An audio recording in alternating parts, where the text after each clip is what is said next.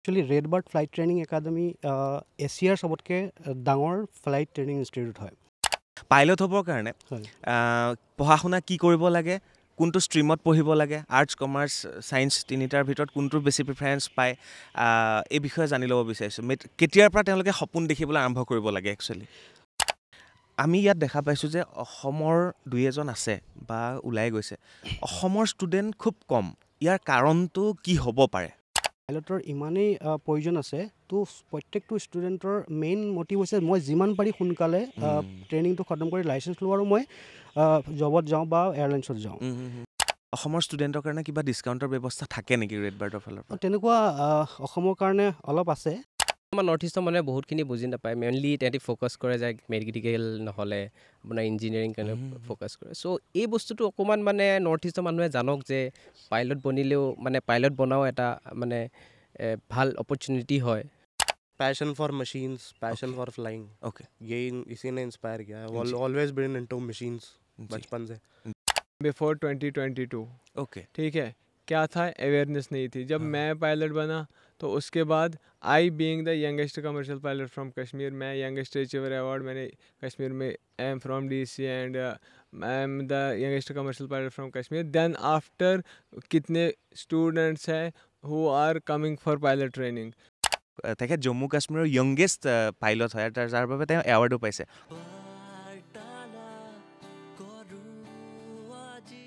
নমস্কাৰ, মই চক্ৰপাণী পৰাশৰ চাবলৈ আৰম্ভ কৰিছে বাৰ্তালাপ। আৰু মই বৰ্তমান ষ্টুডিঅ'ত নাই, মই আছোঁ এয়াৰপৰ্টত। মই লখিমপুৰ লীলাবাৰী এয়াৰপৰ্টত আছোঁ আৰু এয়াৰপৰ্টৰ কাষতে থকা ৰেড বাৰ্ড ফ্লাইং ট্ৰেইনিং একাডেমীত বৰ্তমান মই উপস্থিত আছোঁ। আৰু এইখিনিতে আপোনালোকক কৈ থওঁ যে এই ভিডিঅ'টো আৰম্ভণিৰ পৰা শেষলৈকে চালে বহু ছাত্ৰ ছাত্ৰী উদ্বুদ্ধ হ'ব আৰু অসমৰ নতুন প্ৰজন্ম এজন ভাল সুযোগ্য পাইলট হ'বলৈ আগবাঢ়ি আহিব বুলি আমি আশা কৰিছোঁ। অভিভাৱকৰ বাবেও এই অনুষ্ঠানটো খুবেই বেছি প্ৰয়োজনীয় আৰু নতুন প্ৰজন্মৰ ছাত্ৰ ছাত্ৰীৰ বাবে খুবেই বেছি প্ৰয়োজনীয় হ'ব বুলি আশা কৰিছোঁ। আৰু দুফালে দুখন এয়াৰক্ৰাফ্ট আপোনালোকে দেখিছেই ইতিমধ্যে। আৰু মই এই ভিডিঅ'টো এইকাৰণে প্ৰস্তুত কৰিছোঁ যাতে নতুন প্ৰজন্ম আগবাঢ়ি আহক পাইলট হ'বৰ বাবে। Red bird flying training academy কি হয়, কেনেকৈ জন্ম হ'ল, ভাৰতবৰ্ষৰ ক'ত ক'ত আছে, আৰু নৰ্থ ইষ্টত যে এইটো একমাত্ৰ ফ্লাইং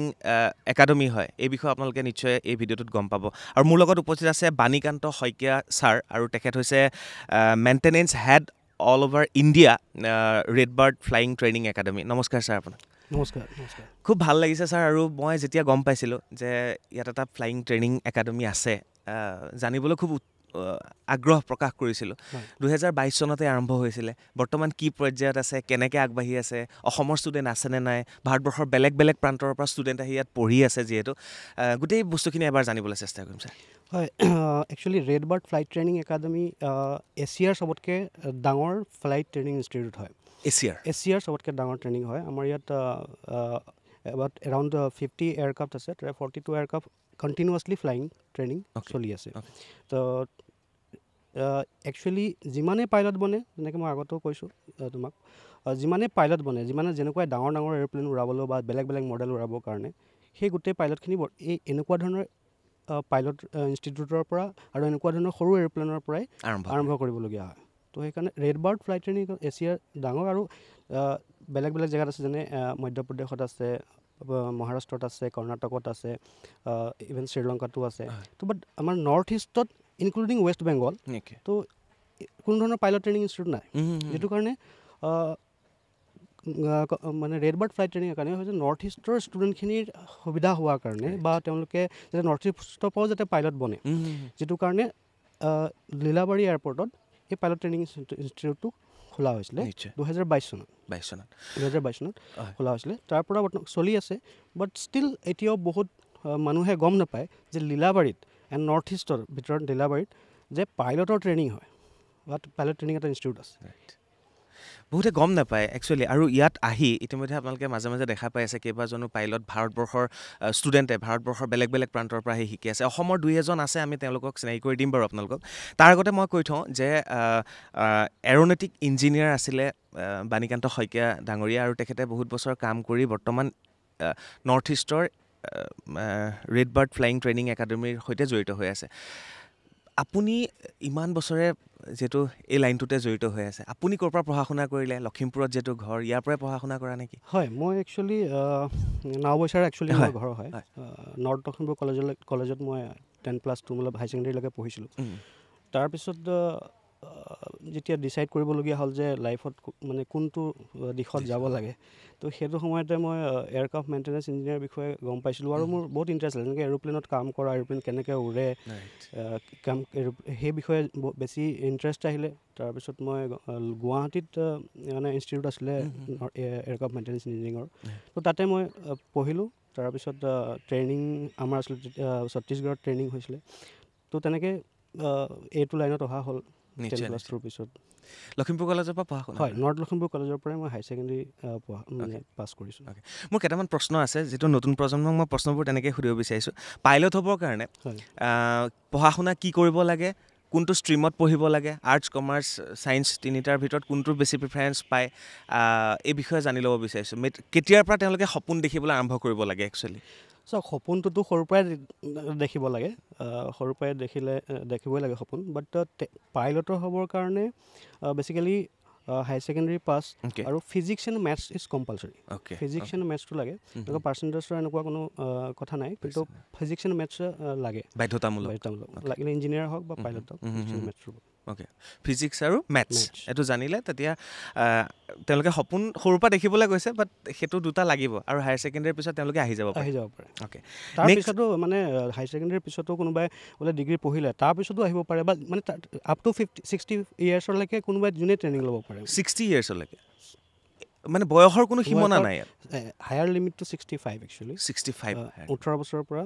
65 আছিলে, যিকোনো মুহূৰ্ততে যোনে তোনে ল'ব পাৰে। অ'কে, 18 বছৰৰ বয়সৰ পৰা 65 ইয়াৰ্ছলৈকে যিকোনো মানুহেই ট্ৰেইনিং ল'ব পাৰে। হয়, বঢ়িয়া। তো পাইলট কেনেকৈ হ'ব পাৰি, সেইটো এটা প্ৰশ্ন মই ৰাখি থৈছিলোঁ। হয়, কেনেকৈ হ'ব পাৰি পাইলট? আপুনি উত্তৰটো কেনেকৈ দিয়ে মই নাজানো, বাট একচুৱেলি পাইলটৰ গোটেই কোৰ্চটো কি হয়, এটাটো হ'ল 10+2 পিছত ফিজিক্স এণ্ড মেথছ থাকিলে পাইলটৰ ট্ৰেইনিঙত যাব পাৰে। আৰু এনেকুৱা কোনো পাইলট ট্ৰেইনিঙত এনেকুৱা কোনো নাথাকে যে মই এপ্ৰিলতে এডমিশ্যন ল'ব লাগিব, বা এনেকুৱা কোনো ছেশ্যন নাথাকে, যিকোনো মুহূৰ্ততে পাইলট ট্ৰেইনিঙত এডমিশ্যন ল'ব পাৰে। তাৰ কাৰণে এটা প্ৰিলিমিনাৰী যোনটো প্ৰচেছ হয়, সেইটো হ'ল প্ৰথমতে মেডিকেল ফিট হ'ব লাগে। তো ফাৰ্ষ্ট মেডিকেলি ফিট হ'ব লাগে, যোনটো একচুৱেলি কিছুমান গভৰ্ণমেণ্ট অফ ইণ্ডিয়াৰ এপ্ৰুভ ডক্টৰ থাকে, তেওঁলোকৰ ওচৰত গৈ সেই মেডিকেল ৰিপৰ্টটো ল'ব লাগে। তো দুটা মেডিকেল থাকে, এটা ক্লাছ 1 এণ্ড ক্লাছ 2। তো ইনিচিয়েলি ক্লাছ 2 মেডিকেলটো যোনে পাছ কৰে তেওঁ পাইলট বনিব পাৰে। তাৰপিছত তেওঁ মানে পাইলটৰ কাৰণে পঢ়িবলৈ ট্ৰেইনিং ল'বলৈ আহিব পাৰে। তো সেইটো যদি মেডিকেলি ক্লিয়াৰ থাকে, তাৰপিছত প্ৰচেছ থাকে কি গোটেই পাইলট ট্ৰেইনিঙত একচুৱেলি 200 আৱাৰ্ছৰ ট্ৰেইনিং হয়। 200 আৱাৰ্ছৰ ট্ৰেইনিং হয়, আৰু লগতে কিছুমান DGCA এক্সাম থাকে, সেই এক্সামখিনি ক্লিয়াৰ কৰিব লাগে। তো সেই 200 আৱাৰ্ছতো তেনেকুৱা বহুত থাকে, সেইখিনি যেনেকৈ কোনোবা নাইট ফ্লাইং কিমান কৰিব লাগিব, ডে ফ্লাইং কিমান কৰিব লাগিব, চ'ল' কিমান কৰিব লাগিব,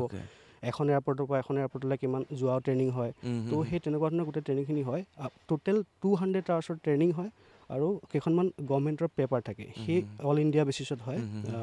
সেই পেপাৰখিনি পাছ কৰাৰ পিছত এইটো যোনটো কমাৰ্চিয়েল পাইলট লাইচেঞ্চ CPL বুলি কয়, সেইটো পোৱা যায়। সেইটো হ'ল যেনেকৈ যদি সহজ ভাষাত কোৱা যায়, যেনেকৈ MBBS কৰাৰ পিছত যেনেকৈ স্পেচিয়েলিষ্ট হয়, MD হয় বা বেলেগ যায়, ঠিক তেনেকৈ CPLটো তেনেকুৱা এটা বেছিক কোৰ্চ হয়। তাৰপিছত এতিয়া স্পেচিয়েলাইজেশ্যন পিছত আহি থাকিব, তাৰপিছত নিজে ডিচাইড কৰিব পাৰে যে মই বহুত স্ক'প আছে, মানে কোনোবাই বয়িং উৰাব বিচাৰে, কোনোবাই এয়াৰবাছ উৰাব বিচাৰে, কোনোবাই এনেকুৱা ধৰণৰ ইনষ্টিটিউটত ট্ৰেইনিং দিব বিচাৰে, বা অন্য মানে বহুত ধৰণৰ মডেল আছে। কিছুমান চাৰ্টাৰ এৰোপ্লেন আছে, প্ৰাইভেট এৰোপ্লেনবোৰ থাকে, যোনখন এৰোপ্লেনৰ প্ৰতি বেছি ইণ্টাৰেষ্ট হয় তেওঁ সেইখন এৰোপ্লেনত যাব পাৰে। অ'কে ছাৰ, আপুনি 200 আৱাৰ্ছৰ কথা ক'লে, সেইটো কমপ্লিট কৰিলে তেওঁলোকে লাহে লাহে এক্সাম দি পেলাই তেওঁলোকে লাইচেঞ্চ পাব পাৰে। যদি 200 আৱাৰ্ছটো তেওঁলোকে 2 মাহ বা 3 মাহ বা 5 মাহত খতম কৰি দিয়ে, সেইটো হয়, তেনেকৈও হয়। মানে পাইলটৰ কোনো এনেকুৱা নিৰ্দিষ্ট সময় নাই, এবছৰীয়া 2 বছৰীয়া তেনেকুৱা কোৰ্চটোৰ এনেকুৱা নিৰ্দিষ্ট সময় নাথাকে। পেপাৰখিনি কমপ্লিট হ'ব লাগে, লগতে আৱাৰ্ছটো 200 আৱাৰ্ছটো যিমান সোনকালে কৰিব সিমান সোনকালে লাইচেঞ্চ ল'ব। অ'কে, মানে পাইলটৰ এনেকুৱা কোনো কথা নাই যে তেওঁ এবছৰ ট্ৰেইনিং কৰিব, 2 বছৰ কৰিব। 200 আৱাৰ্ছ যিমান সোনকালে ক্লিয়াৰ কৰিব, তেওঁ সিমান সোনকালে তেওঁ পাইলট হৈ ওলাই যাব পাৰিব, লাইচেঞ্চ পাই যাব। অ'কে আৰু এডমিশ্যনৰো কোনো ধৰা বন্ধা সময় নাথাকে মানে এইটো এপ্ৰিলত ল'ব জানুৱাৰীত ল'ব জুনত ল'ব কাৰণ ৰেড বাৰ্ড ফ্লাইং ট্ৰেইনিং একাডেমীলৈ যদি আপোনালোকে আহে যেতিয়াই মন যায় তেতিয়াই আহিব পাৰে যেতিয়াই মন যায় আহি এওঁলোকৰ লগত যোগাযোগ কৰি যেতিয়াই মন যায় তেতিয়া এডমিশ্যন ল'ব পাৰে সেইটো এটা কথা গম পালোঁ এতিয়া আহিলোঁ মেইন প্ৰশ্নটোলৈ ছাৰ আমি ইয়াত দেখা পাইছোঁ যে অসমৰ দুই এজন আছে বা ওলাই গৈছে অসমৰ ষ্টুডেণ্ট খুব কম ইয়াৰ কাৰণটো কি হ'ব পাৰে চাওক অসমৰ ষ্টুডেণ্ট কম হোৱাৰ কাৰণটো আমি এক্সপিৰিয়েঞ্চৰ পৰা এইটোৱে দেখিছোঁ যে যেনেকৈ তুমিও ক'লা যে মই প্ৰথম গম পালোঁ Yes, লীলাবাৰীত আছে yes, বুলি হাৱেভাৰ যেতিয়া ইনগ্ৰেশ্যন হৈছিলে এটা বহুত ডাঙৰ ইনগ্ৰেশ্যন হৈছিলে আমাৰ চিফ মিনিষ্টাৰ ছাৰ আহিছিলে চেণ্ট্ৰেল মিনিষ্টাৰ আহিছিলে বাট সেইটো পিছত আৰু তেনেকৈ বহুত মানুহে গম নাপালে আৰু সেইটো এটা কাৰণ যে মানুহে গম নাপায় যে লীলাবাৰীত আছে বুলি ছেকেণ্ডলি পাইলটনো বনে কেনেকৈ আমাৰ নৰ্থ ইষ্টত সেই এৱেৰনেছটো অকণমান কম আছে কি কোৱালিফিকেশ্যন লাগে ক'ত পঢ়িব লাগিব কি প্ৰচেছ হয় পঢ়াৰ পিছতনো কি হ'ব সেই বস্তুখিনি বহুতে নজনাৰ কাৰণে আই বিলিভ কি অলপ অসমৰ ষ্টুডেণ্ট তথাপিও আছে অসমৰ ষ্টুডেণ্টো আছে আপুনি তাৰ ভিতৰত নাম কাৰ ল'ব বিচাৰে বৰ্তমান সন্মুখত বহি থকা একচুৱেলি বহুত ষ্টুডেণ্ট ইয়াৰ পৰা পাছ হৈ ওলাই গ'ল অসমৰো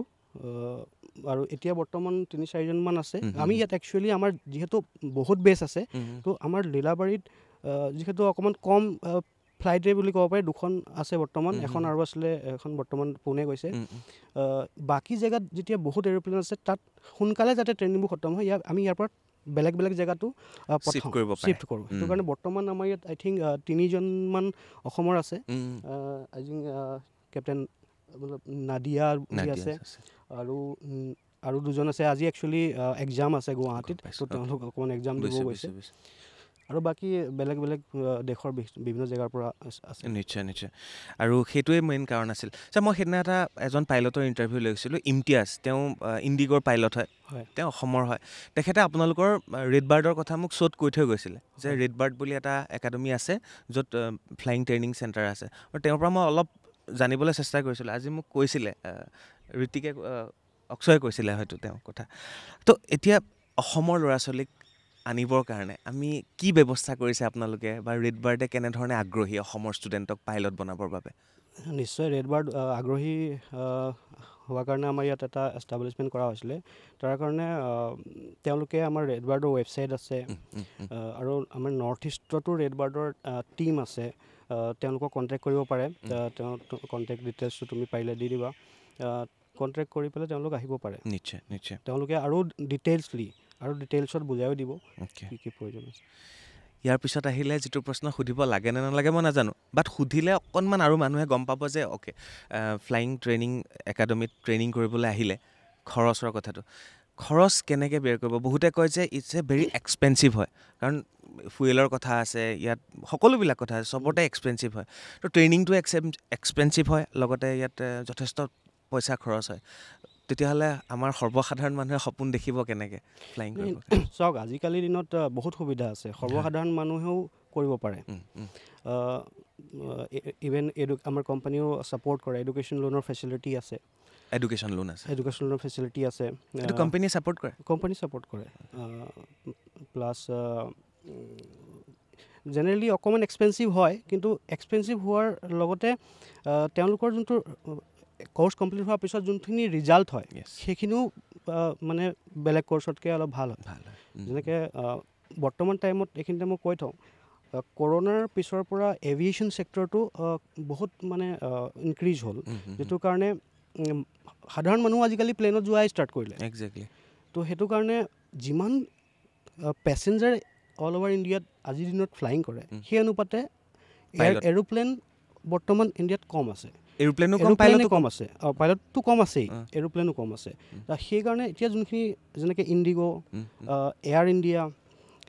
বা আকাশ এয়াৰ তেওঁলোকে বহুত এৰোপ্লেন অৰ্ডাৰ কৰি দিছে যোনখিনি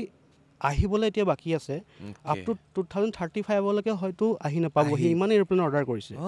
আৰু প্ৰত্যেকখন এৰোপ্লেনৰ এগেইনষ্টত বহুত পাইলট প্ৰয়োজন হয় মানে কাৰণ বহুতে প্ৰত্যেক বছৰ ৰিটায়াৰমেণ্টো হৈ থাকে কোনোবা গ্ৰাউণ্ড হৈ যায় বা আৰু এখন এৰোপ্লেনৰ ক্ষেত্ৰত যদি তুমি 12-13টা পাইলটৰ প্ৰয়োজন হয় তো মিনিমাম 500 এৰোপ্লেনটো এয়াৰ ইণ্ডিয়াই অৰ্ডাৰ কৰিছে Right. তেনেকৈ চব প্ৰত্যেকখন কোম্পানীয়ে অৰ্ডাৰ কৰিছে তো যিটো অনুপাতত পাইলট বহুত কম ইণ্ডিয়াত আৰু যিমান পাইলট বনে সিমান পাইলটে ছাফিচিয়েণ্ট নহয় তো সেইটো কাৰণে বৰ্তমান সময়ত পাইলটৰ বহুত এটা স্ক'প আছে স্ক'প আছে ৰাইট ছাৰ এজন ডক্টৰ হ'বৰ বাবে যদি তেওঁ ভাৰতত পঢ়ে অ'কে অলপ কম পইচাত ওলাই যাব তেওঁ যদি বাহিৰত ডক্টৰ পঢ়িবলৈ যায় তেতিয়াহ'লে মিনিমাম তেওঁলোকৰ 60-70 লাখটো খৰচ হয় ডেফিনেটলি 1টো পাই যায় বুলি ধৰি ল'ব পাৰি হয় ঠিক একেদৰে এজন পাইলট হ'বৰ কাৰণেতো সিমান মানততো হৈ যায় আৰামত হৈ যাব আৰামছে হৈ যায় আৰামত হৈ যাব। 1 নোচোৱেগৈ মই ইমান জনাম নহয় ইমান নহয় ইমান নহয় তাৰো ৰেড ৱাৰ্ডত আৰু অলপ আমাৰ কমেই হয় আৰু আমি নৰ্থ ইষ্টত কৰিব পাৰে আমি Right. ইভেন সেই বাকী কৰ্চতকৈ ডেফিনেটলি কম হয় আৰু ইয়াৰ সুবিধাখিনি তাৰপিছত জব পোৱাৰ বা তাৰপিছত লাইফষ্টাইলটো Right. সেইখিনি বহুত মানে বেলেগ কৰ্চত কম্পেৰিজনটো বহুত ভাল বুলি ভাল ক'ব হৈ পাৰি। যায় মানে ৰেড বাৰ্ড মানে বা আন একাডেমি বা আন ট্ৰেইনিং চেণ্টাৰ ৰেড বাৰ্ড মানে এটা সকলোৰে কাৰণে মানে কম খৰচত হ'ব পৰা নিশ্চয় এখন ইন academy ক'ব পাৰি। কম্পেৰিজন টু আদাৰ ইনষ্টিটিউট ৰিজনেবল হয় আমাৰ। ৰিজনেবল হয় ৰেড বাৰ্ডত কি আছে এইকেইখন ক্ৰাফ্টত যে বেলেগ ক্ৰাফ্টত ইয়াত ফেচিলিটিজ বা ইয়াত ট্ৰেইনিং কৰিলে তেওঁলোক বেছি ভাল পাইলট হ'ব পাৰে চাওক এতিয়া মই যেনে ক'লোঁ যে পাইলটৰ ইমানেই প্ৰয়োজন আছে তো প্ৰত্যেকটো ষ্টুডেণ্টৰ মেইন মটিভ হৈছে মই যিমান পাৰি সোনকালে ট্ৰেইনিংটো খতম কৰি লাইচেঞ্চ লওঁ আৰু মই জবত যাওঁ বা এয়াৰলাইন্সত যাওঁ তো ৰেড বাৰ্ডত যিহেতু বহুত বেছ আছে আৰু বহুত প্লেন আছে তো সেইকাৰণে আমাৰ ফ্লাইংটো বহুত ফাষ্ট হয় যিটো কাৰণে সোনকালে পাইলট বনি যায় ছেকেণ্ডলি আমাৰ ৰেড বাৰ্ডত যেনেকৈ এইখিনি এই দুখন এৰোপ্লেন দেখিছে Yes. এইখিনি the latest technology aircraft okay তো ইয়াতে বৰ্তমান এয়াৰলাইন্স ডাঙৰ এৰোপ্লেনবোৰত যোনখিনি টেকন'লজি আছে সেইখিনি ইয়াতো আছে অ'কে তো সেইটো কাৰণে ইয়াত যদি ট্ৰেইনিং হয় তেতিয়াহ'লে কম্পেৰিজন টু আদাৰ ইনষ্টিটিউট বহুত বস্তু এডভান্স হয় এডভান্স শিকিব পাৰে অ'কে আমাৰ পিছফালে যি দুখন আছে ৰেড বাৰ্ডৰ এইখনক কি বুলি কোৱা হয় আৰু ইয়াত কি ফিউল ব্যৱহাৰ হয় আৰু ইয়াত কেইজন বহিব পাৰে এইখনৰ দাম আনুমানিক কিমান হয় অকণমান যদি কৈ দিয়ে ভাল লাগিব এই দুখন একচুৱেলি টেকনাম বুলি কয় টেকনাম P2008 JC অ'কে তো লেটেষ্ট মডেল বৰ্তমান ৱৰ্ল্ডত ফ্লাইং ট্ৰেইনিঙৰ কাৰণে হয় ইয়াতে পিষ্টন ইঞ্জিন এৰোপ্লেন হয় ইয়াতে গেছলিন ব্যৱহাৰ কৰা হয় গেছলিন ব্যৱহাৰ কৰে হয়। আৰু এইখন 2 ছিটাৰ হয় 2 ছিটাৰ হয় আৰু 4 ছিটাৰো আছে 2 ছিটাৰ আছে বাট যেনেকৈ মই আগতেও কৈছোঁ ৱৰ্ল্ডত যিমানেই পাইলট বনিছে আজিলৈকে এইখনৰ বা পৰাই আগলৈও আৰম্ভ। বনিব ফাৰ্ষ্ট এই 2 ছিটাৰ আৰু 4 ছিটাৰৰ পৰাই বনাব একজেক্টলি ৱৰ্ল্ডত যিমান পাইলট আছে আৰম্ভণি মানে যিখিনি প্ৰাথমিক জ্ঞান বুলি কয় ন প্ৰিলিমিনাৰী জ্ঞান বা আৰু এটা শব্দ ব্যৱহাৰ কৰিব পাৰি কি কৰিব পাৰি একদম প্ৰাথমিক আৰু ইয়াৰ পৰাই আৰম্ভ হয় চ' এইখনৰ পৰাই আৰম্ভ হয় ইয়াৰ পিছত তেওঁলোকে ডাঙৰ ডাঙৰ ফ্লাই কৰিব পাৰে ডাঙৰ ডাঙৰ এৰোপ্লেন উৰাব পাৰে চ' আপুনি চলায় মই একচুৱেলি ইঞ্জিনিয়াৰ হয় মই উ- চলাবলগীয়া নাই, নাই, নহয় মাজে মাজে বাট fly গ্ৰাউণ্ডত গোটেইখিনি চেক কৰিব লাগে কেতিয়াবা ওপৰত টেষ্ট কৰিবৰ কাৰণে কিছুমান এফেক্টত যাবলগীয়া চেক কৰিবৰ কাৰণে with but pilot with pilot যাব লাগে তো আপোনাৰ জীৱনত কেনেকুৱা ধৰণৰ চেঞ্জিং আহিছে যেতিয়া এই লাইনটোত আপুনি আছে ইমান বছৰৰ পৰা চাওক চেঞ্জিংটো ডেফিনেটলি আহিছে আমি গাঁৱৰ পৰা এটা যোৱা গাঁৱলীয়া পৰিৱেশৰ পৰা ডাঙৰ হোৱা তাৰ পৰা গৈ যেতিয়া এনেকুৱা এটা পৰিৱেশত যেতিয়া থাকিলোঁ তাত বিভিন্ন ধৰণৰ জেগাৰ লগ পালোঁ আৰু যোনখিনি বহুত ভাল মানুহ আৰু তেওঁলোকে এনেকুৱা এটা মানে এভিয়েশ্যন ছেক্টৰটোত যোনখিনি আছে তেওঁলোকৰ মানে থিংকিংখিনি তেওঁলোকৰ লাইফষ্টাইলখিনি বহুত বেলেগ তো সেই বস্তুখিনিত থাকি মোৰ নিজৰ পাৰ্চনেল ডেভেলপমেণ্ট তেনেকুৱা ধৰণৰ হ'ল তো সেইটো কাৰণে মানে মই নিজকে মানে বৰ্তমান ভাবোঁ যে সেইখিনি বস্তু মোৰ কাৰণে লাইফত বহুত ভাল হ'ল যোনখিনি মই হয়তো গাঁৱত থকা হ'লে বা এইটো লাইনত নোযোৱা হ'লে হয়তো সেইখিনি বস্তু অলপ মই পিছ পৰি থাকিলোঁ নিশ্চয় ৰেড বাৰ্ডত আপুনি ইতিমধ্যে কৈছে কিমানখন ক্ৰাফ্ট আছে কিমান ষ্টুডেণ্ট আছে কিমান ট্ৰেইনাৰ আছে এই বস্তুখিনি অকণমান কৈ দিয়কচোন আমাৰ গোটেই অল অভাৰ ইণ্ডিয়া হয় পাঁচটা গোটেই অল অভাৰ ইণ্ডিয়াত আমাৰ এট প্ৰেজেণ্ট 600 ষ্টুডেণ্টছ ট্ৰেইনিং লৈ আছে Okay. ইন ভেৰিয়াছ বেচেছ আৰু মোৰ then 80 instructor pilot well train pilot আছে 80 মোৰ দেন 80 অ'কে অসমৰ ষ্টুডেণ্টৰ কাৰণে কিবা ডিছকাউণ্টৰ ব্যৱস্থা থাকে নেকি ৰেড বাৰ্ডৰ ফালৰ পৰা তেনেকুৱা অসমৰ কাৰণে অলপ আছে সেইখিনি বস্তু আমি বেলেগ জেগাতকৈ নৰ্থ ইষ্টত বা লীলাবাৰীৰ কাৰণে অকণমান মানে কিছুমান ডিছকাউণ্ট আছে সেই বস্তুখিনি তেওঁলোকে বেটাৰ গম পাব যদি কল কৰে তেওঁলোকে গম পাই যাব তেতিয়া তেওঁলোকে বুজাই দিব নিশ্চয় এয়া আছিল বাণীকান্ত শইকীয়া ডাঙৰীয়া আৰু তেখেতে কিছু কথা ইনফৰমেশ্যন দিবলৈ চেষ্টা কৰিলে আৰু ইয়াৰ পিছত আৰু দুজনমান আহি আছে মাৰ্কেটিঙৰ ব্যক্তিও আছে বা ইয়াত ট্ৰেইনিং কৰি থকা কেপ্টেইনো আছে তেওঁলোকৰ লগতো মই কথা পাতিবলৈ চেষ্টা কৰিম তো আৰু কিবা থাকি গ'ল নেকি মোক সুধিবৰ কাৰণে আপোনাৰ ইনফৰমেশ্যন দিবৰ কাৰণে আপুনি ক'ব পাৰে বেচিকেলি গোটেইখিনি কথা ডিছকাছ হ'লেই মই জাষ্ট এইখিনিয়ে ক'ম যে নৰ্থ ইষ্টৰ যিমান আছে এনেকুৱা এটা সুবিধা থকাৰ পিছত তো সেই বস্তুটো মিছ কৰিলে তেওঁলোকৰ লাইফত কিবা মিছ হোৱা নিচিনাই হ'ব একজেক্টলি তো কাৰণ এইটো এটা বহুত ডাঙৰ সুবিধা আৰু ইভেন বৰ্তমান টাইমটো এভিয়েশ্যনৰ কাৰণে বহুত ভাল ইভেন ইয়াত পাছ কৰাৰ পিছত বহুতবাৰতো আমাৰ নিজৰ কোম্পানীতে চাকৰি পাই যায় তো সেইটো কাৰণে এজ এ ট্ৰেইনাৰ হিচাপে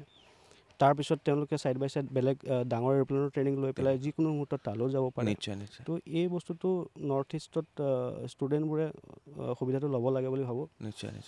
আৰু আমি যিমানটো পাৰোঁ মই আৰু এটা প্ৰশ্নৰ উত্তৰ দিয়ক যেতিয়া কোনোবা আহে ট্ৰেইনিঙৰ কাৰণে ধৰক 600 ষ্টুডেণ্ট আছে আপোনালোকৰ 600ৰ 600এই পাইলট হৈ ওলাই যাব পাৰেনে তেনে একাংশই বা আধাতে এৰি দিবলগীয়া হয় বা তেওঁলোক পাছ নকৰিব পাৰে তেনেকুৱা থাকেনে তেনেকুৱা আজিলৈকেতো হোৱা নাই মানে আহিলে তেওঁলোক পাইলট হৈ ওলাই যাবই যাব হয়তো কেতিয়াবা ছাপ'জ ট্ৰেইনিঙত যদি সব যে ষ্টুডেণ্ট একে সমানে পাৰফৰ্মেঞ্চ দিব তেনেকুৱা নাথাকে তো কোনোবা অকণ কম থাকে তো সেইটো কাৰণে ইনষ্টিটিউট আছে যোনে সেই বস্তুটো কাৰেক্টিভ কৰাই দিয়ে যদি ফ্লাইংটো যদি ক'ৰবাত মিছ কৰিছে অকণমান তো সেইখিনিৰ কাৰণে ইনষ্ট্ৰাক্টৰ আছে সেইখিনি কাৰেকশ্যন কৰাই পাইলটটো ডেফিনেটলি হৈ যায় এনেকুৱা নহয় যে পাইলট তই নোৱাৰ আৰু যা এনেকুৱা ধৰণৰ নাথাকে চবকে কৰিয়েই দিয়ে মানে এবাৰ যদি ট্ৰেইনিঙৰ কাৰণে আহে তেওঁ পাইলট হৈ ওলাই যাবই যাব 100% গেৰাণ্টি সেইটো মানে ওলাই যাব ত' থেংক ইউ ছ' মাছ আৰু এটা প্ৰশ্ন আছিলে আজি ধৰক তেওঁ 100 আৱাৰ্ছ ফ্লাই কৰিলে অলপ দিন তেওঁ পইচাৰ প্ৰব্লেম হৈ গ'ল নেক্সট তেওঁ আৰু 100 আৱাৰ্ছ ফ্লাই কৰিবৰ কাৰণে তেওঁ অলপ দিন গেপ দি পেলাই আকৌ পইচা চইচা গোটাই মেলি আহিব পাৰে নিশ্চয় ভাল কুৱেশ্যন কৰিলা এনেকুৱা ধৰণৰ সুবিধা আছে টোটেল মানে ষ্টাৰ্টিঙৰ পৰা যেতিয়া যাৰ যিমান পইচা আছে এনেকুৱা বহুত ষ্টুডেণ্ট আছে অলপ দিন ট্ৰেইনিং কৰিলে আকৌ ফাইনেন্সিয়েল অকণমান যদি দিগদাৰ হৈছে ৰৈ পেলাই গেপ দি আকৌ এৰেঞ্জ কৰি আকৌ কৰিছে এনেকুৱা কৰিব পাৰে কোনো দিগদাৰ নাই কিন্তু সেই যোনখিনি এক্সাম থাকে 5 বছৰৰ ভিতৰত ক্লিয়াৰ মানে সেইটো কৰিলে ভাল আদাৰৱাইজ সেই 5 বছৰৰ পাৰ হৈ গ'লে সেই এক্সামটো আকৌ দুবাৰ দিবলগীয়া হ'ব পাৰে মানে 5 বছৰ এটা টাইম 5 বছৰ কৰিলে মানে তাৰ পিছতো কৰিব পাৰে কিন্তু 5 বছৰৰ ভিতৰত কৰিলে ভাল যাতে এক্সামখিনি আকৌ দুবাৰ দিবলগীয়া নহয় বুজিছোঁ মানে এটা কথাই গম পালোঁ মই বাণীকান্ত শইকীয়া ডাঙৰীয়াৰ লগত কথা পাতি যে ৰেড বাৰ্ড ফ্লাইং ট্ৰেইনিং একাডেমীত যথেষ্টখিনি সুবিধা আছে নৰ্থ ইষ্টৰ ষ্টুডেণ্টৰ কাৰণে সুবিধা আছে বিশেষকৈ অসমৰ ষ্টুডেণ্ট আহিব লাগে মই সেইবাবেই এই ভিডিঅ' প্ৰস্তুত কৰিছোঁ বা এই পডকাষ্টৰ ব্যৱস্থা কৰিছোঁ আৰু কোনো ধৰণৰ এনেকুৱা কথা নাই যে বহুত টকা খৰচ হ'ব বা আমি নোৱাৰিমগৈ নেকি এডুকেশ্যন লোনৰ ব্যৱস্থা আছে তেওঁলোকে কোম্পানীৰ ফালৰ পৰা লোনৰ ব্যৱস্থা কৰি দিয়াৰ ব্যৱস্থাও আছে তেওঁলোকে এটা পিৰিয়ড পায় এটা টাইম পায় 5 বছৰ এটা সময়সীমা পায় তাৰ ভিতৰতো তেওঁলোকে যোগাৰ কৰি মেলি এজন সুযোগ্য পাইলট হৈ ওলাই আহিব পাৰে আৰু এবাৰ যদি ইয়াত সোমায় তেতিয়াহ'লে নিশ্চয় তেওঁ পাইলট হৈ ওলাই আহিবই সেইটো এটা ক'লে ভাল লাগিলে চ' ইয়াৰ পিছত কোন আহে চাওঁ আপোনালোকে চাই থাকক ভিডিঅ'টো শেষলৈকে ভাল লাগিব আপোনালোকৰ thank you so' much thank you এয়া আছিল বাণীকান্ত শইকীয়া তেখেতৰ লগত কথা পাতি খুব ভাল লাগিলে আৰু এইবাৰ আমাৰ লগত উপস্থিত আছে প্ৰমেন হাজৰিকা আৰু তেখেত হৈছে marketing head north east marketing head হয়নে ৰেড বাৰ্ডৰ তো প্ৰথম প্ৰশ্ন এইটোৱে মাৰ্কেটিঙত কিবা কমি আছে নেকি যে অসমৰ ষ্টুডেণ্টে গম পোৱা নাই ৰেড বাৰ্ড বুলি এখন একাডেমি আছে ইয়াত হয় একচুৱেলি সেইটো কাৰণেতো আপুনি আহিছে থেংক ইউ তো আমাৰ নৰ্থ ইষ্টৰ মানুহখিনিয়ে বহুতে বুজি পোৱা নাই বা নাজানে একচুৱেলি এইটো কেৰিয়াৰ যোনটো হয় তো সেইটো এটা বহুত ধুনীয়া এটা মানে প্ৰফেশ্যন হয় আৰু ইয়াৰ লাইফষ্টাইলটো বহুত বেলেগ হয় আপোনাৰ ইয়াত থকা খোৱাৰ পৰা আদি কৰি বা যেনেকুৱা এটা হেৰি আছে আৰু 5 ষ্টাৰত থাকিব পাৰে এটা বেলেগ এটা লাইফষ্টাইল হৈ যায় তো সেইখিনি বস্তু আমাৰ নৰ্থ ইষ্টৰ মানুহে বহুতখিনি বুজি নাপায় মেইনলি তেহেঁতি ফ'কাছ কৰে যে মেডিকেল নহ'লে আপোনাৰ ইঞ্জিনিয়াৰিং কাৰণে ফ'কাছ কৰে চ' এই বস্তুটো অকণমান মানে নৰ্থ ইষ্টৰ মানুহে জানক যে পাইলট বনিলেও মানে পাইলট বনাও এটা মানে ভাল অপৰচুনিটি হয় প্লাছ আপোনাৰ কি হয় নৰ্থ ইষ্টত বহুত কমেই একচুৱেলি সেইটো হয় তো কেনেধৰণে মাৰ্কেটিঙে কেনেধৰণে ৰাইজৰ মাজত সোমাইছে কি কাম কৰিছে ৰেড বাৰ্ডে ইমান ডাঙৰ এটা কোম্পানী আৰু নৰ্থ ইষ্টত লখিমপুৰত ইমান ধুনীয়া এখন তেওঁলোকৰ একাডেমি হয় গতিকে মাৰ্কেটিং ডিপাৰ্টমেণ্টটোৱে লাগি আছে জড়িত হৈ আছে আৰু সেইকাৰণে আমাকো মাতি আনিছে বাৰ্তালাপৰ জৰিয়তে আমি যাতে ৰাইজৰ মাজলৈ সোমাব পাৰোঁ কলেজৰ ষ্টুডেণ্ট মোক ইতিমধ্যে সুধিবলৈ আৰম্ভ কৰিছে বহুতে তো ক'ত আছে কি কথা ভিডিঅ'টো দিয়াৰ লগে লগে হয়তো বহুতে কণ্টেক্ট কৰিব তো তেওঁলোকে কেনেকৈ যোগাযোগ কৰিব সেইখিনি অলপ যদি কৈ দিয়া ভাল লাগিব হয় ডেফিনেটলি আপোনাৰ আমাৰ নৰ্থ ইষ্টৰ কাৰণে ছেপাৰেট টিম আছে আমাৰ গুৱাহাটীতে অফিচ আছে চ' আপোনালোকে যদি গুৱাহাটী এড্ৰেছটো চাই খাদী অফিচটো আপোনালোকে চিনি পাব চাগে চবেই চিনি পায় তো খাদী অফিচৰ ভিতৰতে আপোনাৰ অফিচটো আছে ৰেড বাৰ্ড বুলি অলৰেডি লিখা আছে ছেকেণ্ড ফ্ল'ৰত চানমাৰীত হয় চানমাৰী খাদী অফিচটোৰ ভিতৰতে ৰেড বাৰ্ডৰ অফিচ আছে গুৱাহাটীত গতিকে তাত গৈ আপোনালোকে যোগাযোগ কৰিব পাৰে আৰু নহ'লে আমাৰ ফোন নম্বৰ আপুনি পাবই পাই যাব চ' ফোনতো কথা পাতিব পাৰিব চ' তাৰপিছত আমাৰ কেনেকৈ প্ৰচেছখিনি হয় এডমিশ্যন কেনেকৈ ল'ব লাগে আৰু আপোনাৰ কি মেডিকেল টেষ্ট ক'ত হ'ব বা কেনেকৈ হ'ব আমি গোটেইখিনি ফিজ ষ্ট্ৰাকচাৰ গোটেইখিনি আমি ধুনীয়াকৈ গাইড কৰি দিম আৰু তেখেতলোকে ক্লাছেছবিলাক আপোনালোকে দিল্লীত কৰিব লাগিব প্লাছ এইটো কথা নহয় যে তেহেঁতি লীলাবাৰীতে যে কৰিব লাগিব বুলি যে লগ প্ৰেক্টিকেলটো তেখেতৰ ইণ্ডিয়া 5টা জেগাত আছে তো 5টা জেগাত তেহেঁতি যোনটো জেগাত যাব বিচাৰে সেইটো জেগাত যাব পাৰে মেইনলি আমাৰ ফ'কাছটো হ'ল কি আমাৰ নৰ্থ ইষ্টৰ পৰা পাইলট লাগে আমাৰ নৰ্থ ইষ্টৰ পাইলট নাই হয় এনেই আপুনি যদি দেখে কেবিন ক্ৰু বহুতখিনি থাকে নৰ্থ ইষ্টৰ পৰা আছে কিন্তু পাইলট বহুত কম আছে চ' সেইটো কাৰণে আমাক নৰ্থ ইষ্টৰ পৰা পাইলট লাগে সেইকাৰণে আমাৰ লাইক লখিমপুৰৰ বা অকল লখিমপুৰৰে নহয় গোটেই নৰ্থ ইষ্টৰ মানুহখিনিৰ পৰা ছাপৰ্ট লাগে আৰু পেৰেণ্টছখিনিয়ে মেইনলি বুজি পাব লাগিব ডেফিনেটলি চ' পেৰেণ্টছে যদি বুজি পায় যে এইটো কিমান কেৰিয়াৰটো কেনেকুৱা হয় তো তেতিয়াহ'লেহে ষ্টুডেণ্টবিলাকৰ আৰু অভিয়াছলি ষ্টুডেণ্টৰ ড্ৰিম বহুতৰ থাকে কিন্তু দেই ইভেন মই সৰু থাকোঁতে মই ভাবিছিলোঁ প্লেনখন যেতিয়া উৰি যায় যে মই পাইলট বনিম বুলি কিন্তু সেয়া স্ক'পটো নাপালোঁ কেনেকৈ হ'ব লাগে কি কৰিব লাগে এই কোম্পানীটোত সোমাইহে গম পালোঁ যে অ'কে পাইলট বনাটো ইমান ডাঙৰ কথা নহয় একচুৱেলি লাইক আপুনি 12 পাছটো কৰি ফিজিক্স এণ্ড ছায়েন্সটো লাগে মানে মেথছটো লাগে লগতে ইংলিছটোও লাগিব আপোনাৰ আৰু এনেকুৱা নহয় যে অকল মানে ছায়েন্সৰ ষ্টুডেণ্টে পাৰিব বুলি কমাৰ্চ আৰু আৰ্টছৰো পাৰিব কিন্তু দেই সেইটো পাৰে হয় সেইটো পাৰে কিন্তু তেহেঁতলোকে এক্সট্ৰাকৈ এক্সাম এটা দিব লাগে এটা অ'পেন স্কুলত এটা এক্সাম এটা হয় মেথছ আৰু ফিজিক্সৰ সেইটো এক্সামটো দি পাছ কৰিলে তেহেঁতি দে আৰ অলছ' এলিজিবল চ' এনেকুৱা নহয় যে অকল ছায়েন্সৰ ষ্টুডেণ্টে পাৰিব বুলি এটা এক্সাম হয় এক্সামটোৰ কিবা আইডিয়া আছে কি এক্সাম হয় সেইটো আপোনাৰ সেই অ'পেন স্কুলৰ পৰা পাতে সেইটো গোটেইখিনি যদি কোনোবাই সোধে মই ধুনীয়াকৈ বুজাই দিম বাৰু কেনেকৈ হেৰি কৰিব লাগে আমি গাইড কৰি দিম কেনেকৈ কৰিব লাগে তেতিয়া নিজে প্ৰিপেৰেশ্যন কৰিব লাগে নিজে প্ৰিপেৰেশ্যন কৰি মেলি এক্সামটো দিলে পাছ কৰিলে মিনিমাম 50% লাগে আৰু আপোনাৰ মানে পাইলট বনিবলৈ কাৰণে চ' সেইখিনি যদি ইলিজিবল হয় তাৰপিছত মেডিকেল হ'ব মেডিকেল হোৱাৰ পিছত আপোনাৰ গ্ৰাউণ্ড ক্লাছেছ দেন আপোনাৰ practical complete your 200 hours then you will be a pilot ইমান সহজ হয় ইমান সহজ বহুত সহজ হয় একচুৱেলি এনেই চাবলৈ গ'লে আপোনাৰ ইঞ্জিনিয়াৰিঙৰ মানুহে লাইক ইঞ্জিনিয়াৰিং যদি কৰে বা মেডিকেল কৰে দে আৰ মানে ৱেষ্টিং বুলি নকওঁ বাৰু এইটো এটা টাইম স্পেণ্ড থাকে 4 বছৰ 5 বছৰ 6 বছৰ মেডিকেলত গুচি যায় ইয়াত আপুনি 12 পাছ কৰিলে জাষ্ট 2 বছৰো নহয় আপুনি 12 মাহতে কমপ্লিট কৰিব পাৰিলে কমপ্লিট কৰি আপুনি এটা এজ অফ 19 বা 20ত আপুনি ইউ আৰ এ পাইলট কিমান এটা ৰেচপেক্টেড জব ধুনীয়া ৰেচপেক্ট আৰু বহুত ধুনীয়া জব হয় এইটো পাইলটৰ কি আছে ৰেচপেক্ট আছে তেওঁলোকৰ এটা অৰা এটা আছে তেওঁলোকৰ এটা মানে পইচাটো আছে পইচাটো বহুত ধুনীয়া আছে খৰচ যিমান হয় পইচাটো ওলাই যায় ন আৰামত আপোনাৰ 2-3 বছৰত পইচাটো আৰামত ওলাই যায় এনেকুৱা নহয় আৰু ইমান খৰচেই নাই আপুনি পাইলট বনিলে ন তাৰপিছত আপোনাৰ থকা খোৱা চবটো আপোনাৰ কোম্পানীয়ে বিয়াৰ কৰে আপুনি জাষ্ট প্লেনখন উৰাই বাট ৰেচপনচিবল হ'ব লাগিব খালি কেলৈ কি you are flying with 200 or 250 passengers সেইখিনি ৰেচপনচিবল হ'লে পাইলট বনি যাব পাৰে মুঠতে এই উদ্দেশ্য আমাৰ এটাই যে নতুন প্ৰজন্মক নৰ্থ ইষ্টৰ বা অসমৰ ছাত্ৰ ছাত্ৰীক বা নৰ্থ ইষ্টৰ স্কুলে কলেজে এই ভিডিঅ'টো যাওক আৰু তেওঁলোকে ক্লাছ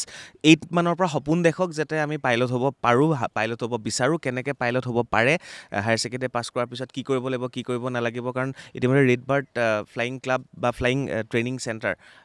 লীলাবাৰীত আছে গতিকে মই এটাই উদ্দেশ্য বাৰে বাৰে কৈ আছোঁ ৰেড বাৰ্ডৰ সৈতে জড়িত হৈ বাৰ্তালাপে যে এই ভিডিঅ'টো চাই সপোন দেখক আৰু পাইলট হ'বলৈ চেষ্টা কৰক আৰু ৰেড বাৰ্ড আছে আপোনালোকক সহায় কৰিবৰ বাবে আমি গৌৰৱান্বিত যে নৰ্থ ইষ্টত ৰেড বাৰ্ড আছে এখন ইমান ডাঙৰ flying training academy thank you আৰু কিবা থাকিল নেকি ক'বলৈ তোমাৰ ফালৰ পৰা কৈছোঁ এনেকুৱা একো নাই জাষ্ট আপোনালোকে কাৰোবাৰ যদি এনেকৈ মানে ড্ৰিম আছে পাইলট বনিবৰ কাৰণে তাতে কণ্টেক্ট কৰিব পাৰে আমাক ডেফিনেটলি আমি ফুল ছাপৰ্ট দিম নিশ্চয় আৰু আমিও বিচাৰোঁ যে নৰ্থ ইষ্টৰ পৰা পাইলট পাইলট ওলাওক ওলাওক মানে সদায় মানে দেখি থাকোঁ যে নৰ্থ ফালৰ পৰা আৰু সেই বস্তুটো এতিয়া আমাৰ যেনেকৈ ইয়াত আপোনাৰ যোনটো ক্ৰেজটো হৈ থাকে যে MBBS কৰিব লাগিব বা ইঞ্জিনিয়াৰিং কৰিব লাগিব কিন্তু আপুনি নৰ্থৰ ফালে যাওক সেইটো ক্ৰেজ থাকে মই পাইলট বনিব লাগিব তো সেইটো কাৰণে আৰু ছাপ্লাই এণ্ড ডিমাণ্ড বহুত কম হৈ আছে এতিয়া তো সেইটো কাৰণে মই ভাবোঁ যে নৰ্থ ইষ্টত আৰু আমাৰ ষ্টুডেণ্টবিলাকৰ আছে কোৱালিটিটো আছে তো সেইটো কাৰণে আহিব লাগে চবেই ওলাই আৰু ছাপোৰ্ট কৰিব লাগে আৰু বিভিন্ন আমাৰ জনগোষ্ঠীও আছে তেখেতলোকে আজিকালি এডুকেশ্যন তেহেঁতি স্পনচাৰ্ছো কৰে তো তেখেতলোকেও যদি আমাক ছাপোৰ্ট কৰোঁ বুলি বিচাৰে তো তেহেঁতি ছাপোৰ্ট কৰিব পাৰে আৰু আমিও কেনেকৈ কি কৰিব পাৰোঁ সেইখিনি কৰিম তেখেতলোকৰ কাৰণে ভাল হ'ব ধৰক এটা জনগোষ্ঠীৰ এজন মানুহ পাইলট বনি নিশ্চয় নিশ্চয় নিশ্চয় তো সেইটো এটা প্ৰাউড মুমেণ্ট হ'ব তো মানে ইতিমধ্যে মটক মৰাণ বা যিসকল আছে তেওঁলোকে APSCৰ কাৰণে বিভিন্ন ছাত্ৰ ছাত্ৰীক ফ্ৰী অফ কষ্ট ট্ৰেইনিং দিয়ে আছে হয় হয় তো তেনেকুৱা যদি যিসকল আছে আমাৰ জাতি জনগোষ্ঠীৰ সংগঠনে যিটো ছাত্ৰ ছাত্ৰীক পঢ়াই আছে তো তেনেকুৱা সংগঠনে এজন ছাত্ৰ ছাত্ৰীক তেওঁলোকে স্পনচাৰ্ছ কৰিব পাৰে যে আপোনালোকে আহি পেলাই ৰেড বাৰ্ডত আহি পেলাই ট্ৰেইনিং কৰক আৰু এজন পাইলট হওক খুব ভাল কথা ক'লে তো থেংক ইউ ছ' মাছ এইখিনি সময় দিয়াৰ বাবে ধন্যবাদ আৰু আপোনালোকক যিটো নম্বৰ দিম সেই নম্বৰটো হয়তো এখেতে ৰিচিভ কৰিব হাজৰিকা আৰু প্ৰমেন হাজৰিকা তো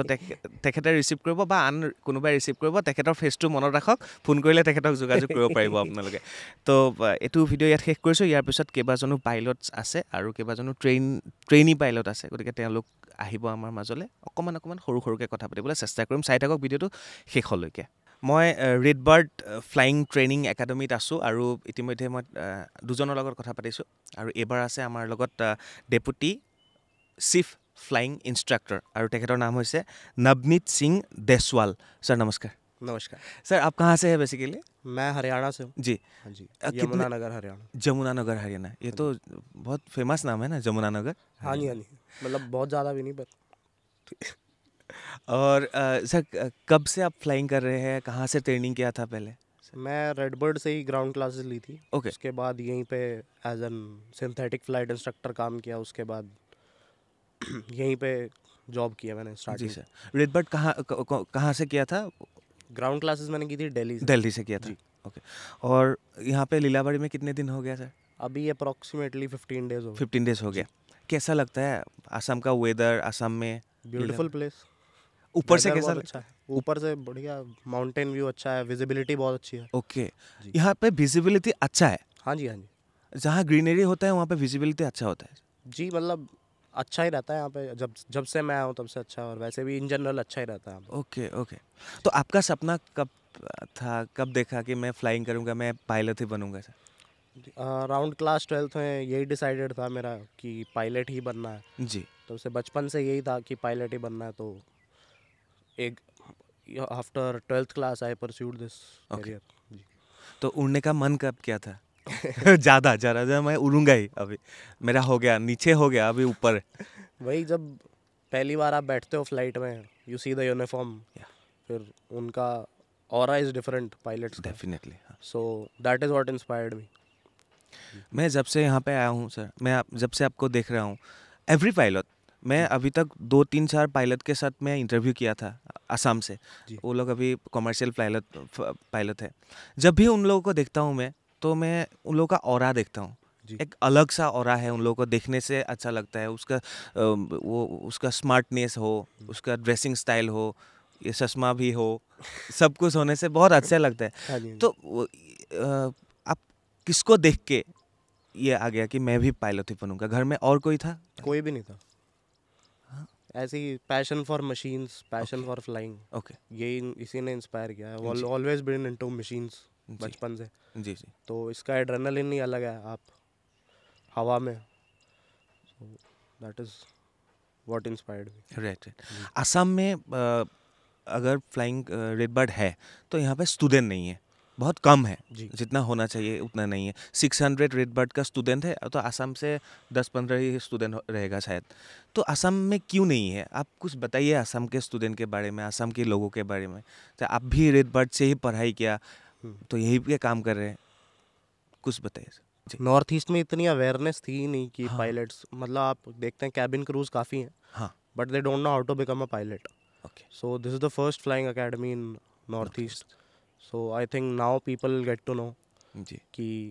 here also you can start your flying training. Right right Redbird. Sir आप भी तो मिडिल कास्ट का ही हो बहुत या बहुत बड़ा पैसा वाला है नहीं नहीं नहीं नहीं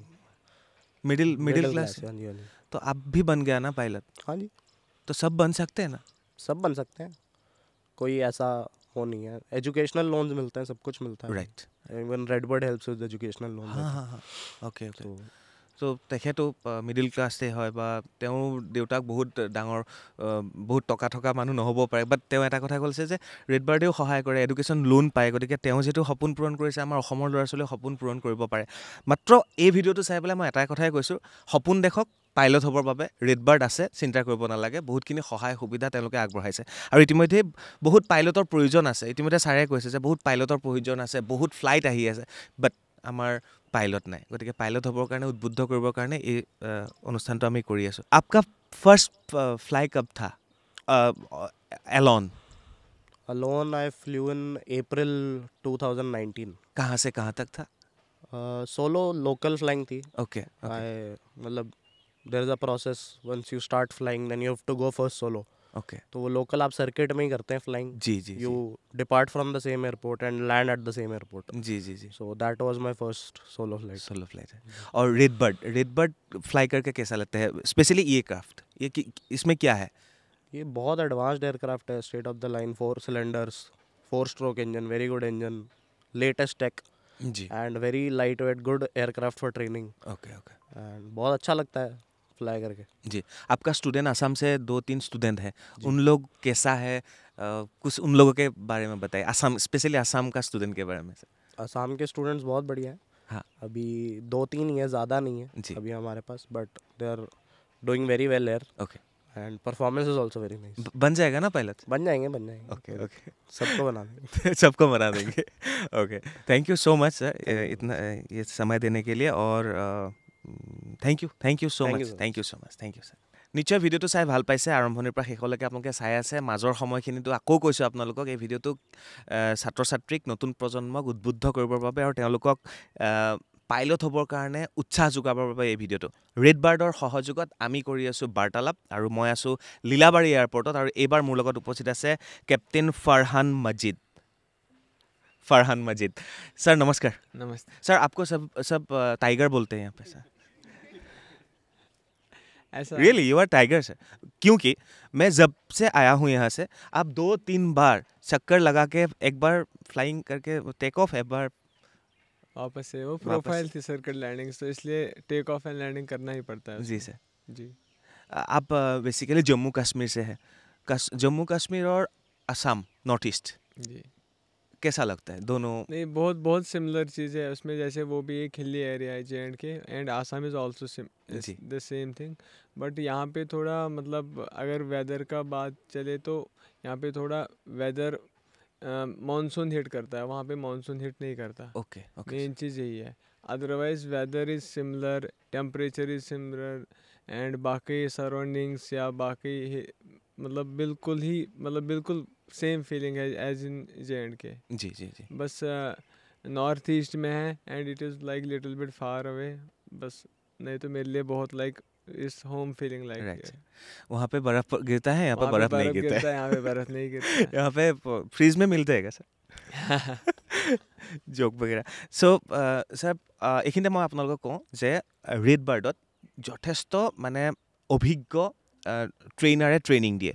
আৰু তেওঁলোকৰ সৈতে ট্ৰেইনিং কৰি থাকে চেঞ্জ হৈ থাকে লীলাবাৰীত এতিয়া 2জন ট্ৰেইনাৰ আছে আকৌ বেলেগ আহিব তেনেকৈ চেঞ্জ হৈ থাকে আৰু ফাৰহান মজিদ ছাৰ বৰ্তমান সময়ত ইয়াত সকলোকে ট্ৰেইনিং দি আছে सर आप कहाँ से पढ़ा ट्रेनिंग किया और वो थोड़ा बता दीजिए मैं अपना CPL जो है उत्तराखंड से किया उत्तराखंड उस टाइम एम्बर एविएशन एक फ्लाइंग क्लब था वहाँ पे पंतनगर पे एंड वहाँ से मैं अपना CPL कंप्लीट किया फिर उसके बाद मैंने ड्यू टू कोविड फिर 1-1.5 साल रुकना पड़ा देन आफ्टर मैंने Redbird flying training academy join की as an dispatch officer and I am the ground instructor of Redbird flying training as well okay sir तो मैं 2022 में रेडबर्ड ज्वाइन किया हूँ as an dispatch and ground instructor. Okay sir. Then after फिर मैंने pedal training इधर से ही की and मैं अभी असिस्टेंट फ्लाइट इंस्ट्रक्टर हूँ plus ground instructor as well. Okay sir. Sir आपको कब मन में आया कि उड़ना चाहिए, उड़ने का मन कब आया? मेरे को क्योंकि जहाँ से मैं हूँ that is my birth place is Awantipora, तो मेरे बगल में ही just 1 kilometre highway air force base है, तो वहाँ पे फ्लाइंग होती रहती है हमेशा। तो वही एक चीज़ है जो मेरे को इंस्पायर किया कि मेरे को पायलट बनना है। जी जी। Then after it takes me like around after 12th 1.5 year or 2 years, then I completed my commercial pilot training in Uttarakhand only. Okay okay. Yes. आप कमर्शियल पायलट? यस CPL जो इसको CPL, जी, हाँ जी, जी। CPL complete किया है फिर उत्तराखंड में जो उस टाइम फ्लाइंग ट्रेनिंग एकेडमी वहाँ पे। Okay okay sir. तो अभी हम बात यही कर रहे थे कि इंडिया का अलग अलग जगह से स्टूडेंट है, बहुत स्टूडेंट है, लेकिन आसाम से कम है, क्यों सर? देखो मोस्ट थिंग इज़ मतलब अवेयरनेस बहुत इम्पोर्टेंट है। मैं आपको एक रियल चीज़ बताता हूँ। मैं कश्मीर से हूँ, ठीक है। कश्मीर में अगर आप देखोगे लेस परसेंटेज ऑफ पायलट्स थी अराउंड बिफोर 2022। ओके। ठीक है, क्या था, अवेयरनेस नहीं थी। जब मैं पायलट बना तो उसके बाद I being the youngest commercial pilot from Kashmir, मैं यंगेस्ट अचीवर अवार्ड मैंने कश्मीर में, I am from DC and I am the youngest commercial pilot from Kashmir. Then after कितने स्टूडेंट्स हैं who are coming for pilot training, most of them they are joining Redbird only. Most of them going to abroad for pilot training. But वही है कि क्योंकि वहाँ उस time तक awareness थी ही नहीं कश्मीर में। उसके बाद जब मैं हाईलाइट हुआ वहाँ पे फिर स्टूडेंट्स आने लगे, तो फिर वो अभी भी जो भी स्टूडेंट कश्मीर से आ रहा है, इवन मैंने अभी कितने बच्चों का एडमिशन मतलब अपनी ट्रेनिंग में करवाया कि you come here, you do your pilot training, you achieve your dream. तो जस्ट क्योंकि उनको पहले अवेयरनेस थी नहीं, कोई